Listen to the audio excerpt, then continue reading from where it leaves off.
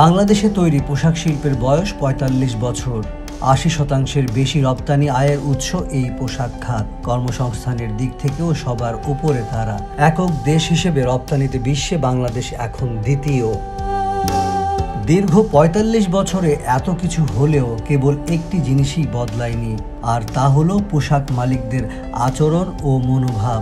এখনও পোশাক খাত পরিচালিত হয় সনাতন কায়দায়। ভয় ভীতি দেখিয়ে আন্দোলন দমনই কেবল শিখেছে এই খাতের সংশ্লিষ্টরা। রাজনৈতিকভাবে পোশাক মালিকেরা এখন এতটাই প্রভাবশালী, যে কোনো সিদ্ধান্ত নিজেদের সপক্ষে আনতে তাদের কোনো সমস্যা হয় না। অন্যদিকে নিয়মতান্ত্রিক সব পথ বন্ধ হওয়ায় পোশাক খাতের শ্রমিকেরাও দাবি আদায়ে রাস্তায় নামা ছাড়া আর কোনো পদ্ধতি শেখেনি। স্বল্পোন্নত দেশ থেকে চূড়ান্তভাবে বাংলাদেশ বের হবে ২০২৬ সালে। এই সময়ের উপযোগী হতে হলে পোশাক খাত পরিচালনায়ও বড় ধরনের পরিবর্তন আনতে হবে। এজন্য দরকার সংস্কার। কাজটি শুরু করতে হবে এখন থেকেই, কারণ পোশাক খাত ছাড়া বাংলাদেশের অর্থনীতি টিকিয়ে রাখা যাবে না। পোশাক খাতের মালিক সংগঠন দুটি, বিজিএমইএ ও বিকেএমইএ। এর মধ্যে নারায়ণগঞ্জের বহুল আলোচিত ওসমান পরিবারের সদস্য সেলিম ওসমান নিট পোশাক মালিকদের সংগঠন বিকেএমইএর সভাপতি পদে ছিলেন টানা ১৪ বছর।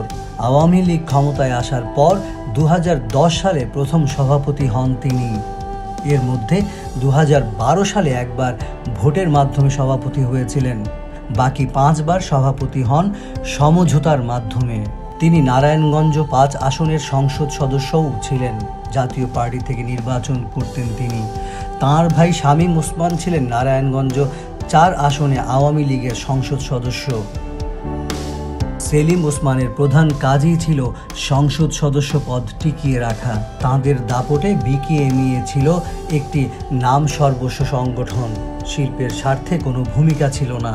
অন্যদিকে একটি ব্যতিক্রম বাদে বিজিএমইএর প্রেসিডেন্ট পদ মানেই হচ্ছে সংসদ সদস্য বা সিটি কর্পোরেশনের মেয়র হওয়ার সংক্ষিপ্ত তালিকায় প্রবেশ করা। ফলে তাদেরও মূল কাজ সরকারকে সমর্থন করে যাওয়া। এখানে কাজ করে কেবল সরকার।